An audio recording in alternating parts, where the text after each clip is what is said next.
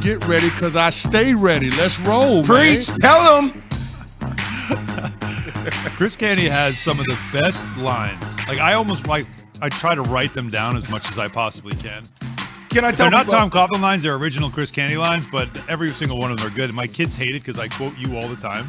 They're not all originals, Al. There's a lot of guys in the locker rooms I played with that contributed to my arsenal. I'm just saying. Can I tell you, though, it was pretty intimidating seeing CC walk in once again for the 7 o'clock hour, but wearing a yellow sweater, which is a dope sweater, by the way. But it was almost like the difference between a red light and a green light. I was like, I'm just going to pause and go slowly as I'm trying to realize what's happening here.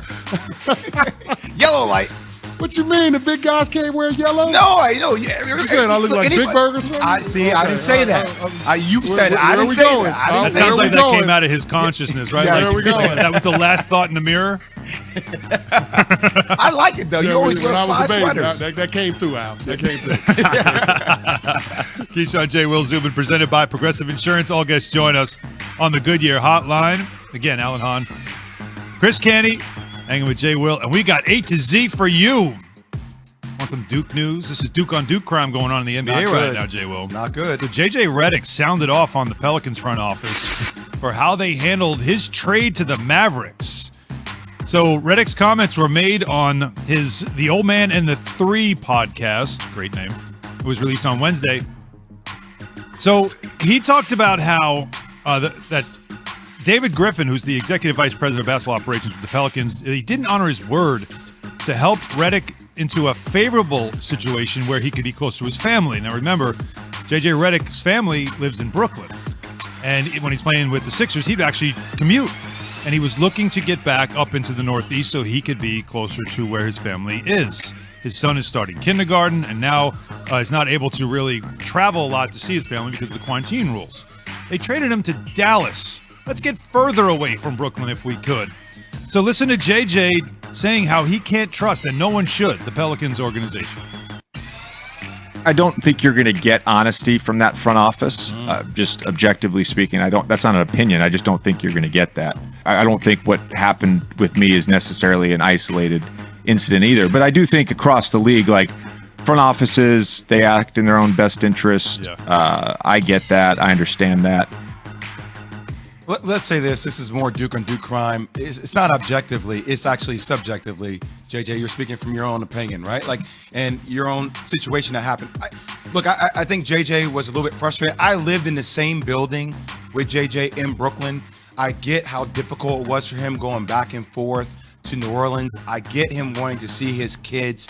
I think the more disturbing part about this for a guy who's year 15 in the NBA is he had conversations with David Griffin about this multiple times. Now look, the Pelicans have to do what's best for the Pelicans, right? But there's also this weird dynamic because Trajan Langdon, the Alaskan assassin from Duke, is the general manager from the team.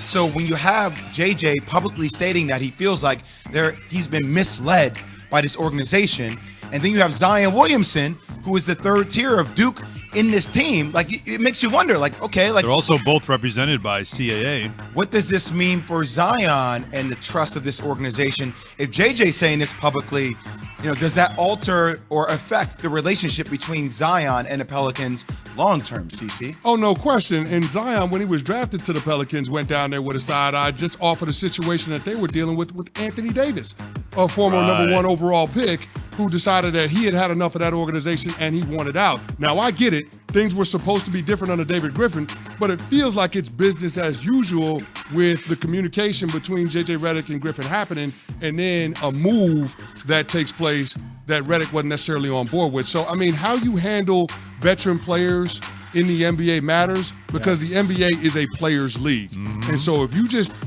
disrespect JJ Redick, and to me, that's what this was, then there are other players that are taking note and recognizing that this organization might not be where you want to be long term. You see, Alan, this is where you say, hey, JJ, I get your situation.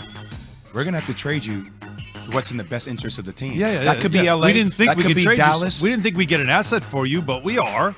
So... But you have to say that. You have to preface that from the beginning, though. It's also weird if you're Dallas, because Dallas is sort of like, oh, so you don't want to come here? Like, then why are we trading for this guy? Like, that, I'd feel the same way. Like, I already know, like we all knew, it's the worst kept secret in the league that he wanted to come back up to the Northeast and play for either New York team or Philly just to be close to Brooklyn. He wants to do that at this point in his career. And so everybody knew that, and Dallas still makes the trade thinking he'll be happy. Like further away from your family, like he's not going to be happy. So how that goes from here now remains to be seen. But usually it's the stars that decide they're getting bought out. JJ Redick is a really in the backcourt together, and y'all are 17 and 28 in the Eastern Conference. I mean, damn, you've played with some great players over the years, talent, and not a single title to show for it. If I'm going to look at everybody else, whether it's LeBron and Kyrie and Steph and everybody else, I got to look at that too. The numbers are the numbers. That's Russell Westbrook. He can do that to anybody. But I'm at a point in time in his career where it's like, it ain't about that no more.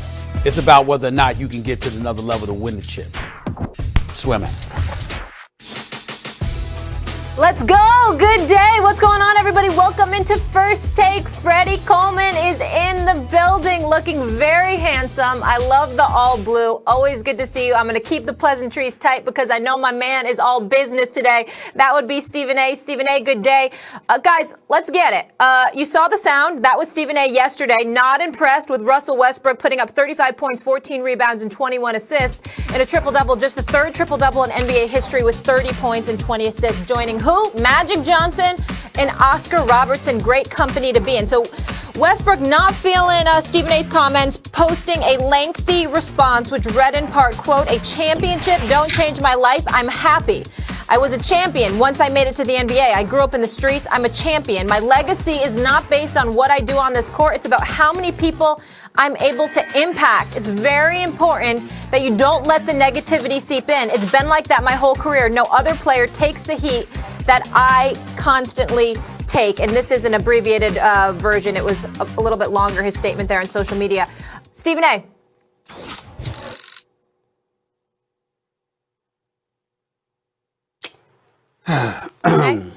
Yeah.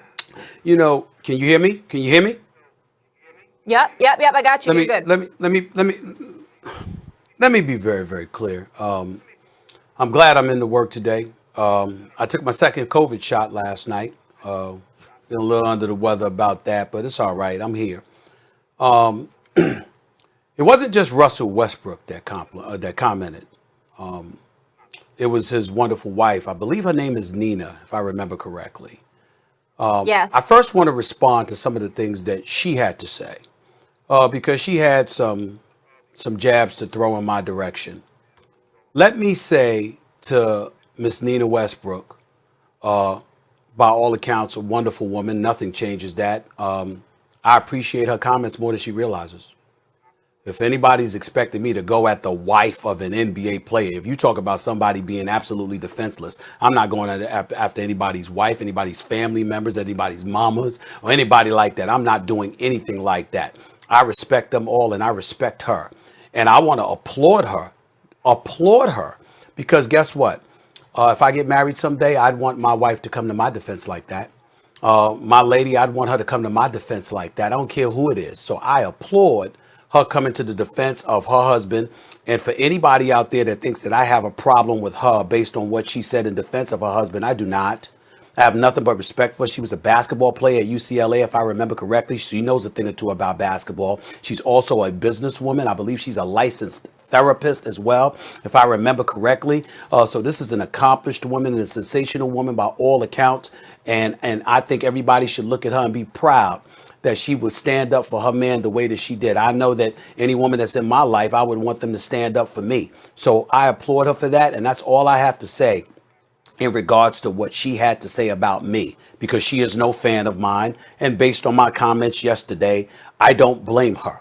Having said all of that, respectfully, it does not matter to me.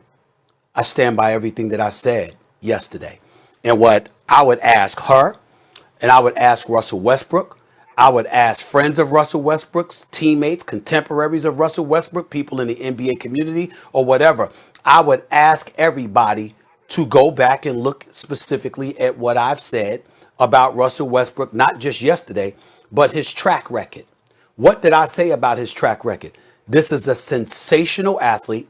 the most athletic point guard in the history of basketball, destined for the Hall of Fame. I said all of those things.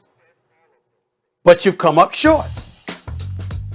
You were with Kevin Durant when you had a 3-1 lead. And you lost it to Steph Curry and the Golden State Warriors being up 3-1. Kevin Durant departs. We got on Kevin Durant for leaving you high and dry.